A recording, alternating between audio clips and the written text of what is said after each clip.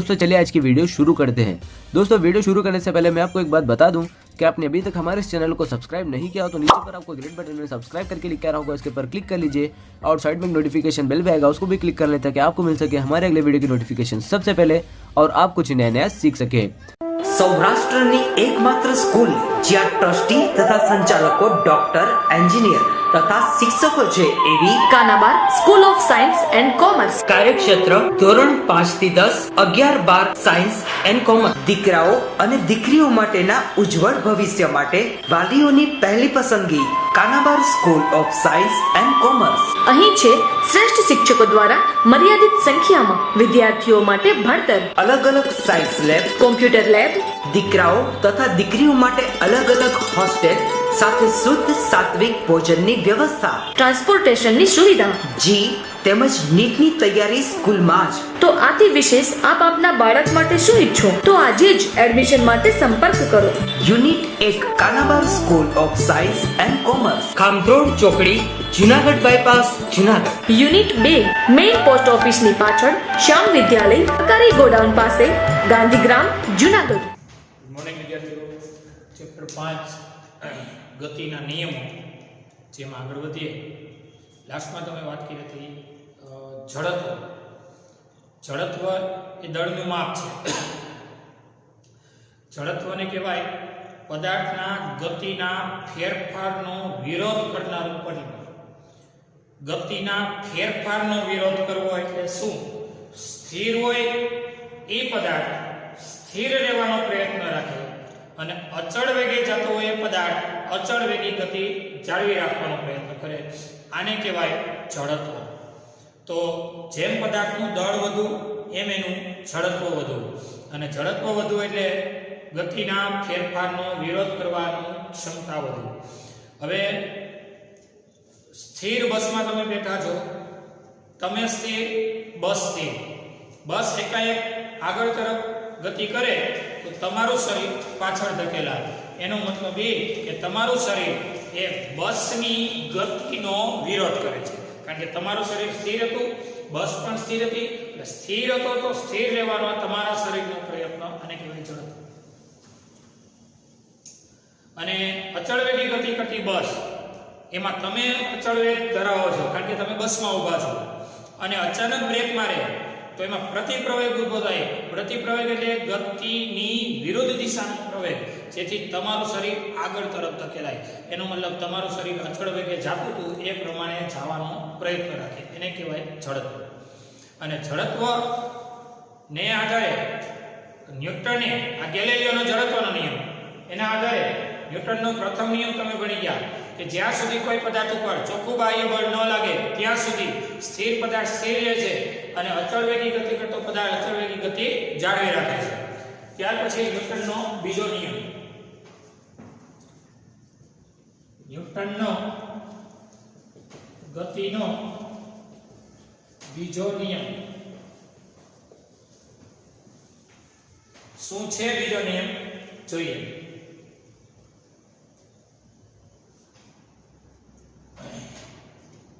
પદાર્થના વેગમાનના ફેરફારનો સમય દર તેના પર લાગતા પરિણામી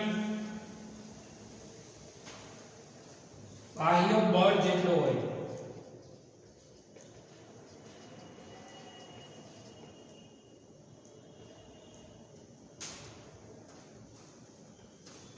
તથા વેગમાનના ફેરફારની દિશા બળની દિશામાં હોય.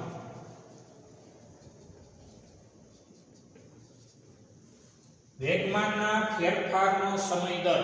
પહેલા તો વેગમાનને જાણીએ. વેગમાન p બરાબર દળ અને વેગના ગુણાકારને વેગમાન કહેવાય છે. આ સદિશ છે, I સદિશ છે અને દળ અદિશ છે. રેડી? સમીકરણ 1 ની બંને બાજુ સમય t ની સાપેક્ષે વિકલન કરો dp બાય dt m દળ અચળ છે તો બાય કરો અને dv બાય dt અહીં કારણ લખું જો ગતિ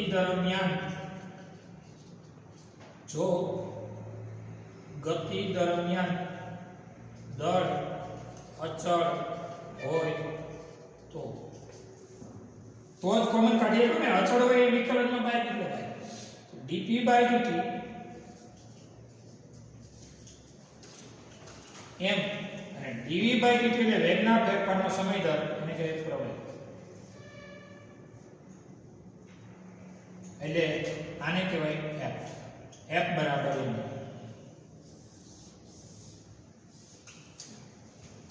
આ ન્યૂટનના ગતિના બીજા નિયમની સાબિતી f બરાબર ma ક્યારે લગાડીએ અને f બરાબર dp by dt ક્યારે લગાડીએ બે રસ્તા છે જો આ હું લખું મેં વેગમાનના ફેરફારનો સમય દર એટલે એને કહેવાય dp by dt વેગમાનને p કહેવાય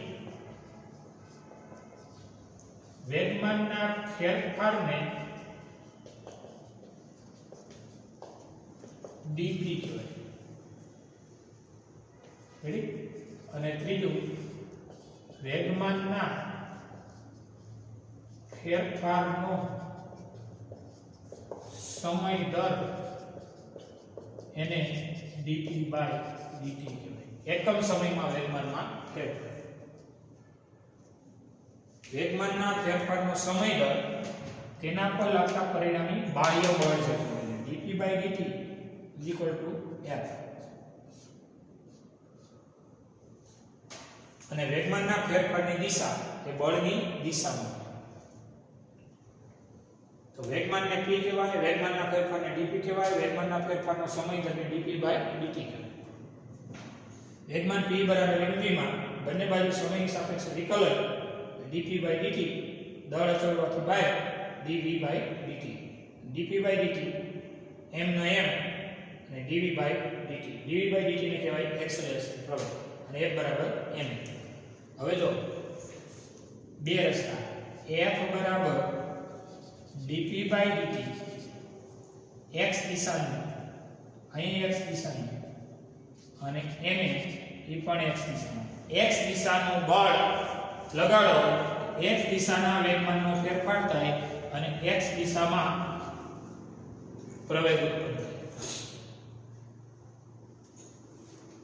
આપેલો બીજો y દિશામાં બળ લગાડો તો y દિશામાં વેગમાનનો ફેરફાર થાય અને y દિશામાં પ્રવેગ ઉત્પન્ન થાય અને ત્રીજો z દિશામાં બળ લગાડો dp z by dt vector તો ma વેક્ટર સફિક્સમાં z આપણે બે રસ્તા બતાવી દઈએ ચલો અનાદિ અહીંયા લખી જો દળ અચળ હોય તો ગતિ દરમિયાન દળ અચળ હોય તો જેમ કે કોઈ પથ્થર ગતિ કરતો હોય કે કોઈ સાયકલ ગતિ કરતી હોય વાહન માટે પછી દળ અચળ ગણીએ છીએ બાકી રોકેટ જેવા વાહનમાં 1 સેકન્ડમાં સેંકડો કિલોગ્રામ બળતણનું દહન થાય એટલે 1 સેકન્ડમાં સેંકડો કિલોગ્રામ દળ ઓછું થાય અને દળ અચળ કહેવાય નહીં અહીં લખાય જો દળ m અચળ ન હોય તો દળ અચળ હોય તો f બરાબર ma અને દળ અચળ ન હોય તો f બરાબર dp by dt આ x દિશામાં બળ આ x દિશામાં વેગમાનના ફેરફારનો દર અને x દિશામાં પ્રવેગ ma m દળ અને a એટલે પ્રવેગ y દિશામાં તો સફિક્સમાં y અને z દિશામાં તો સફિક્સમાં z દળ અચળ હોય તો f બરાબર ma અને દળ અચળ ન હોય તો f બરાબર dp by dt આ ન્યૂટનનો ગતિનો બીજો નિયમ છે નોંધી લો આ એની સાબિતી છે જોઈ x દિશા y દિશા અને z દિશા પછી વેગમાનને p કહેવાય, વેગમાનના ફેરફારને dp કહેવાય, વેગમાનના ફેરફારના સમયગાળાને dp/dt. આટલું નોંધ્યું.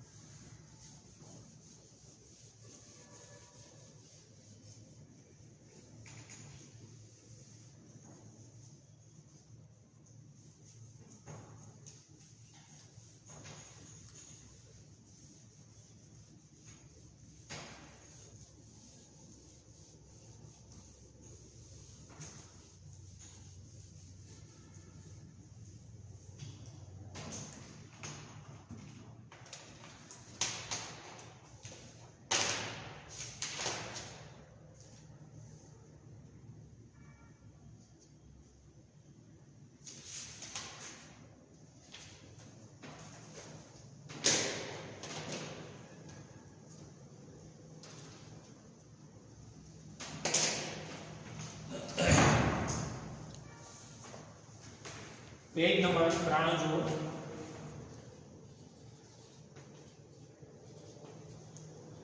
ઉદાહરણ પહેલું 100 મીટર પ્રતિ સેકન્ડ સ્ક્વેરના અચળ પ્રવેગથી બાહ્ય અવકાશ એટલે જ્યાં ગુરુત્વાકર્ષિત ક્ષેત્ર નથી લાગતું અથવા અવગણીય ગુરુત્વાકર્ષી બળ લાગે છે.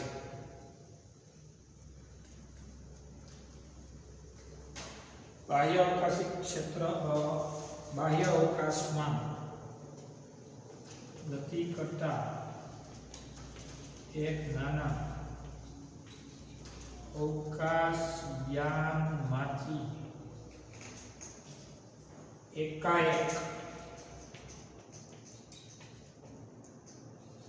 અવકાશ યાત્રી છૂટો પડે છે. અવકાશયાનની બહાર આવ્યા પછી ની ક્ષણે તેનો પ્રવેગ કેટલો?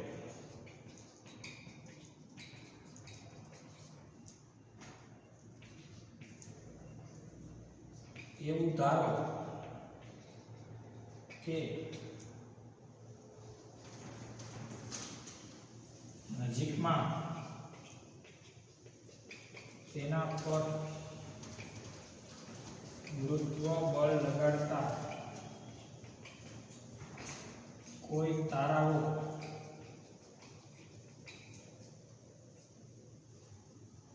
હાજર નથી.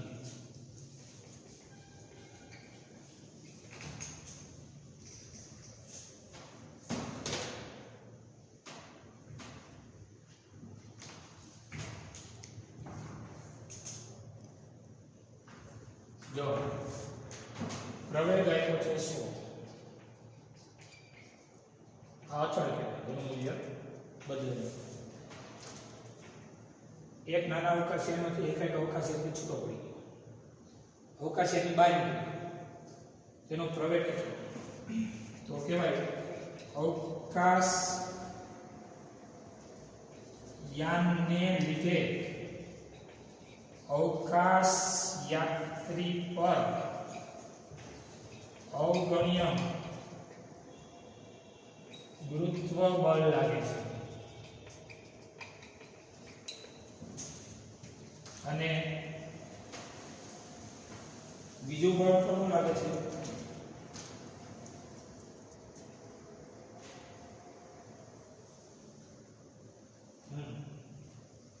અવગણ્ય ગુરુત્વ બળ લાગે છે.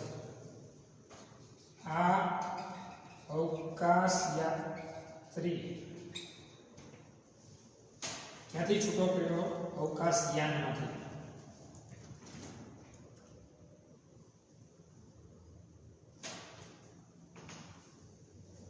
યાત્રી પર, છૂટા પડેલા યાત્રી પર એવું લખીશું. છૂટા પડેલા અવકાશ યાત્રી, છૂટા પડેલા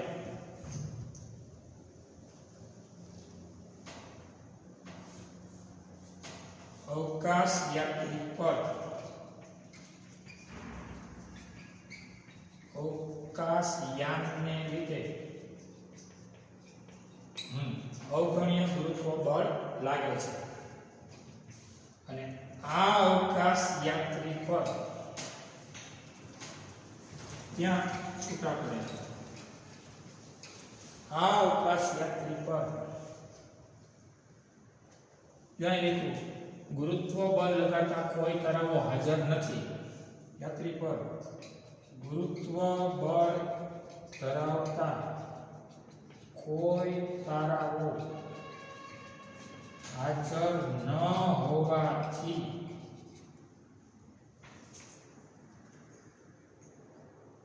ગુરુત્વ બળ લાગતું નથી. અવગણ્ય ગુરુત્વ બળ લાગે કૌંસમાં નહિવત અથવા શૂન્ય મૂલ્ય લાગે.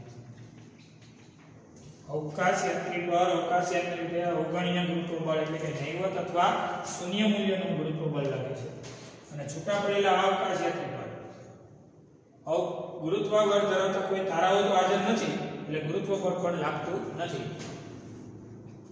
આ બંને બળોને લીધે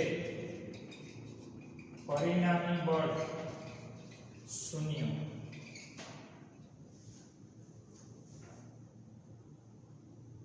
પ્રવેગ કેટલો પરિણામી બળ શૂન્ય.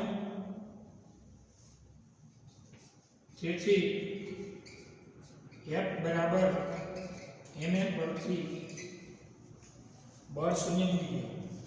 શૂન્ય બરાબર ma તો a બરાબર પણ શૂન્ય. એટલે પ્રવેગ કેવો શૂન્ય. આ એનો જવાબ છે.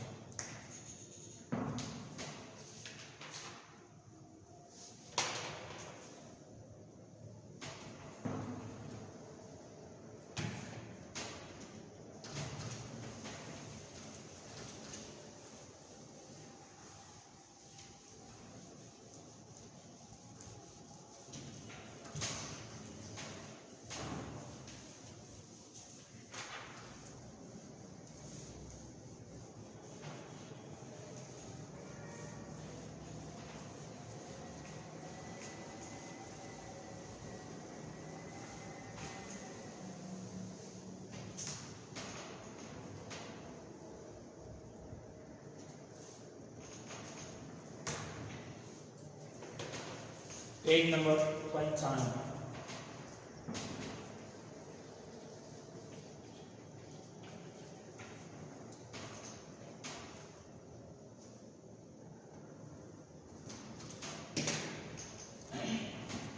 उदाहरण 5.2 0.04 किलोग्राम दर धरावती અને 90 मीटर प्रति सेकंडनी झड़पथी गति करती एक बुलेट એટલે બંદૂકની ગોળી એક ભારે લાકડાના બ્લોકમાં પ્રવેશે છે. એક ભારે લાકડાના બ્લોકમાં પ્રવેશે છે અને 60 સેન્ટીમીટરનું અંતર કાપીને અટકી જાય છે. કોણ? બુલેટ. બ્લોક વડે बुलेट पर सरेराश अवरोधक बल કેટલું લાગે? ब्लॉक वडे बुलेट पर सरेराश અવરોધક બળ કેટલું લાગે આવો પ્રશ્ન.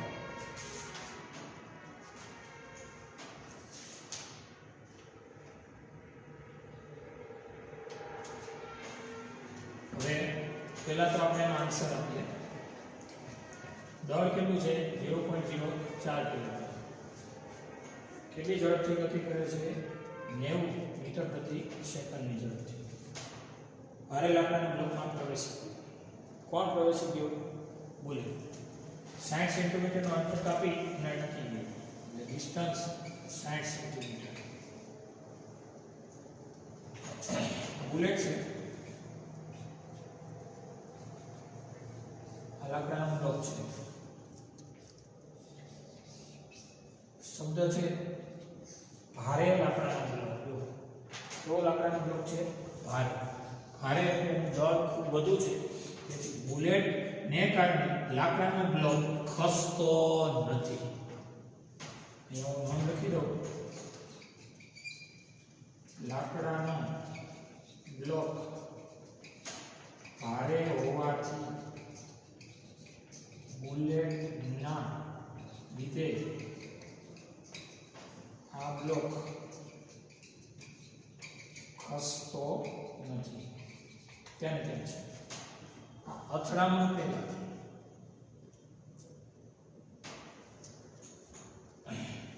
હવે આ જ બુલેટ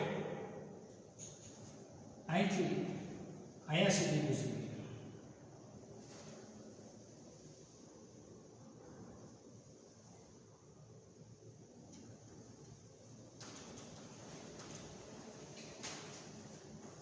અહીંયા હતી એ બુલેટ અહીં ઘૂસી ગઈ. અહીંથી અહીંયા સુધીનું અંતર કાપી કોણે બુલેટ.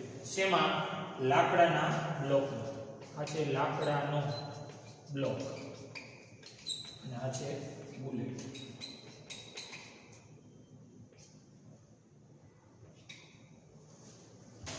લાકડાના બ્લોકમાં ઘૂસી તો ગઈ પણ અહીંથી અહીં સુધીનું કેટલું અંતર કાપી દીધું 60 સેન્ટીમીટર એટલે કે 60 10 ની -2 ઘાત મીટર સેન્ટીમીટરના મીટર થઈ ગયા. આ બરોબર છે. એસઆઈ પદ્ધતિ મુજબ રાઈટ છે. સરેરાશ અવરોધક બળ શું?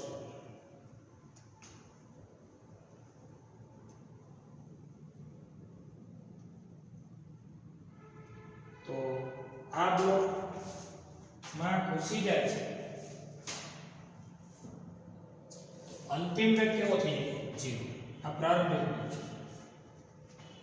આટલી ઝડપી જાય છે v0. અહીંયા ઘૂસી જાય સ્થિર થઈ જાય અંતિમ વેગ કેવો થઈ જાય 0. અને અંતર કાપે અને વેગ વાળો વેગનો ફેરફાર છે. પહેલા વેગ ઘણો છે 90 અને પછી વેગ ઘૂસી જાય સ્થિર થઈ જાય તો બ્લોકમાં પ્રવેશે છે.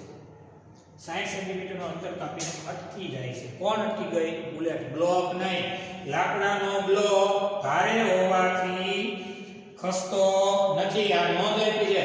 એટલે આપણે એટલું જ જોવાનું કે વેગનો ફેરફાર થયો તો કે આ સમય સાથે વેગનો ફેરફાર થાય અને પ્રવેગ ઉત્પન્ન થયો કહેવાય. અને અચળ પાયવી ગતિનું સમીકરણ વાપરો કે જેમાં સમય ન વાપરો. તો અહીં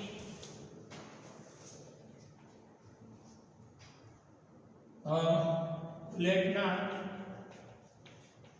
વેગમાં ફેરફાર થતો હોવાથી પ્રવેગ ઉત્પન્ન થાય છે.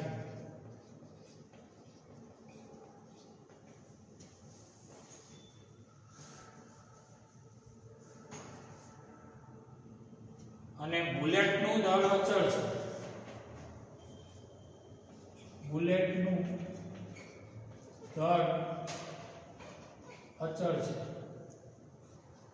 ન્યૂટનના ગતિના બીજા નિયમ પરથી F બરાબર ma. F બરાબર આપણે તો F જ જોઈશે ને, બળ જોઈશે. બળ અવરોધક બળ એટલે ગતિનો વિરોધ કરતું બળ. લાકડું લગાડશે, લાકડું ઓછું હોય તો અવરોધક બળ ઓછું લગાડે તો આરપાર નીકળી જાય. લાકડું ખૂબ જ કઠણ અને મજબૂત હોય તો અવરોધક બળ બહુ લાગે એટલે થોડોક જ ઘૂસશે. બ્લોકમાં દોરી થોડી પૂછશે એમ મીટર છે અને પ્રવેગનું સૂત્ર સમય વગરનું v² - v02 બરાબર 2ad એવું હું કારણ લખું તો પ્રવેગ શું થશે પ્રવેગ થશે v² - v02 બાય 2d થશે સમજાય છે આ તો એનું કારણ છે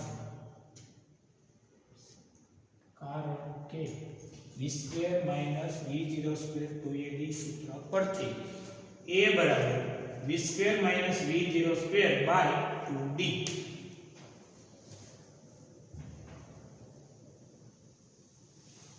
હવે f બરાબર m એટલે 0.04 કિલો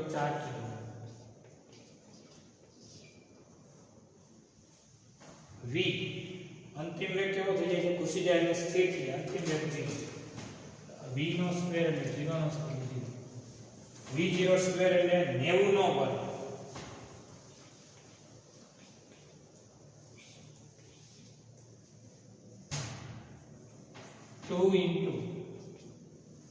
કેટલું અંતર કાપી લે છે ડિસ્ટન્સ કેટલું કાપે છે 60 સેન્ટીમીટર ના મીટર પર 60 10 ની -2 કાપે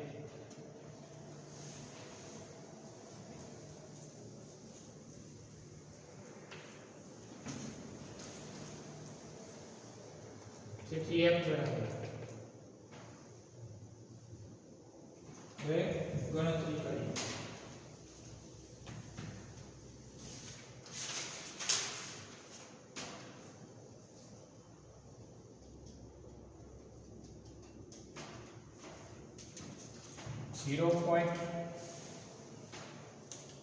.04 ગુણ્યા 0.04 ગુણ્યા 90 ગુણ્યા 90 નો વર્ગ છે છેદમાં 2 એના છેદમાં 60 2.7 અને -2 કાઢ ઉપર જાય એટલે +2 કાઢ એટલે ગુણ્યા 100 કરીએ 270 ન્યૂટન અહીં માઈનસ થઈ જાય અહીં માઈનસ નિશાની એક અવરોધક બળ બતાવે છે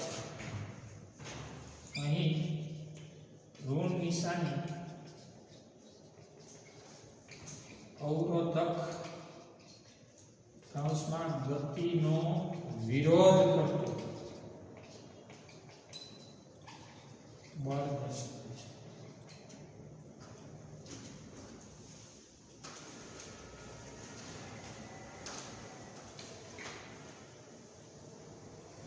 અને હવે બળનું મૂલ્ય f બરાબર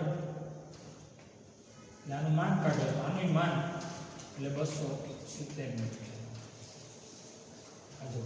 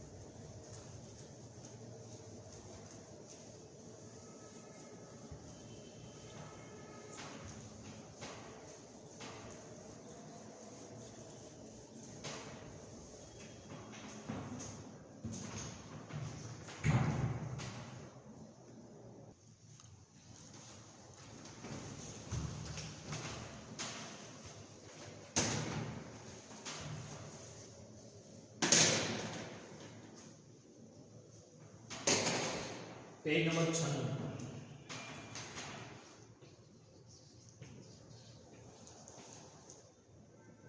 ઉદાહરણ 3 એમ દળના પદાર્થની ગતિ y બરાબર ut પ્લસ 1/2 gt સ્ક્વેર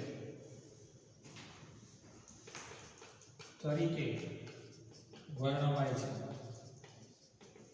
પદાર્થ પર લાગતું બળ શોધો.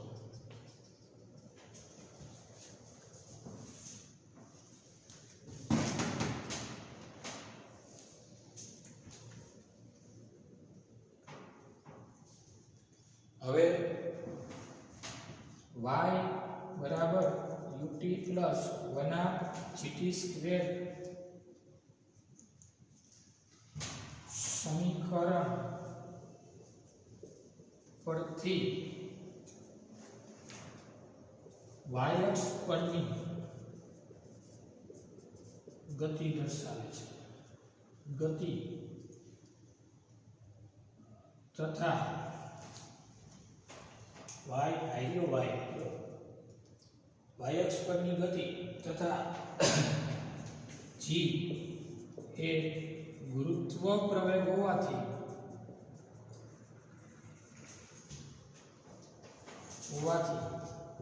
મુક્ત પતન વખતેની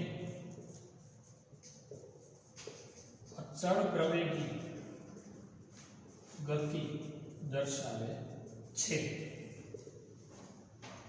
આપણે બળ શોધવું છે તો ઉપરોક્ત સમીકરણની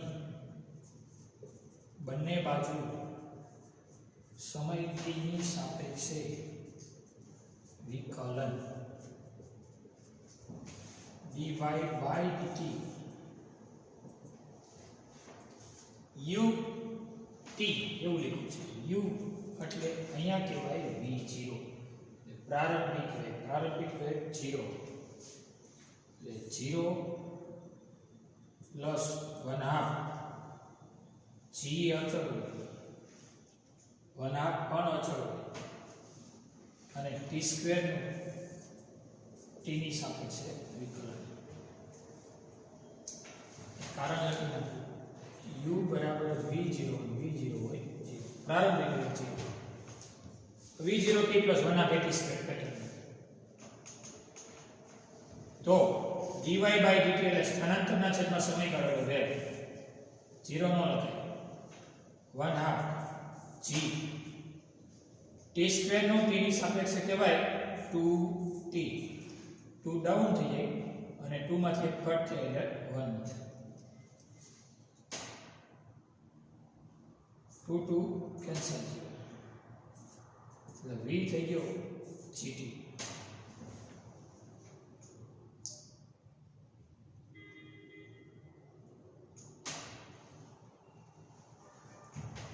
આને નંબર આપી દો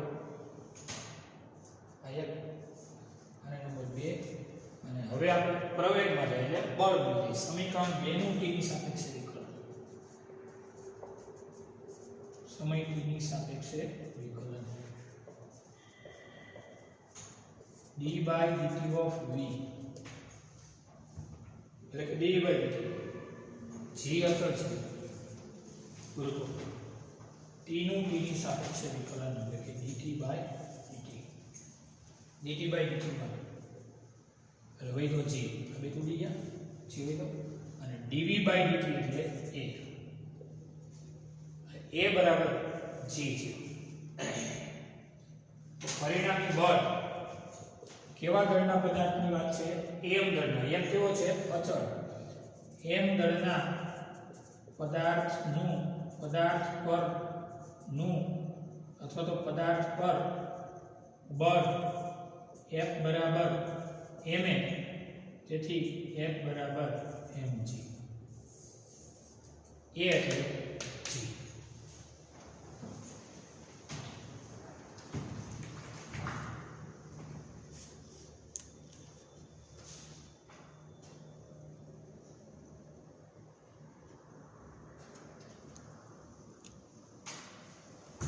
એક વાર m દળના પદાર્થને y બરાબર ut પ્લસ 1/g સ્ક્વેર તરીકે વર્ણવી શકાય. ગતિને પદાર્થ પર લાગતું બળ શોધો. y બરાબર ut પ્લસ 1/g સ્ક્વેર આ સમીકરણ પરથી y અક્ષ પરની ગતિ તથા g એ ગુરુત્વ પ્રવેગ બતાવે છે. ગતિ y અક્ષ પરની છે. y અક્ષ પરની ગતિ એટલે મુક્ત પતન વાળી ગતિ. મુક્ત પતન વખતેની અચળવાતી ગતિ દર્શાવે છે. ઉપરોક્ત સમીકરણ t ની સાપેક્ષે dy/dt આ અચળનું વિકલન 0 થાય. કારણ કે v0 0 જ હોય. અચળ નહીં પણ 0 જ હોય. 0 નું વિકલન ન કરવું હોય. 1 g t સ્ક્વેર નું ડાઉન કટ થાય 2 ડાઉન અને t ની એક કટ થાય એટલે 1 વધે એટલે 2t 2 કેન્સલ એટલે gt વધે v બરાબર gt. સમીકરણ 2 નું t ની સાપેક્ષે વિકલન કરો v/dt તો g dt/dt dt/dt 1 થઈ જાય એટલે g અને dv/dt એટલે એક્સેલરેશન a. તો m દળના પદાર્થ પરનું બળ F બરાબર ma કહેવાય અને a બરાબર g નું બળ F બરાબર mg. જોઈએ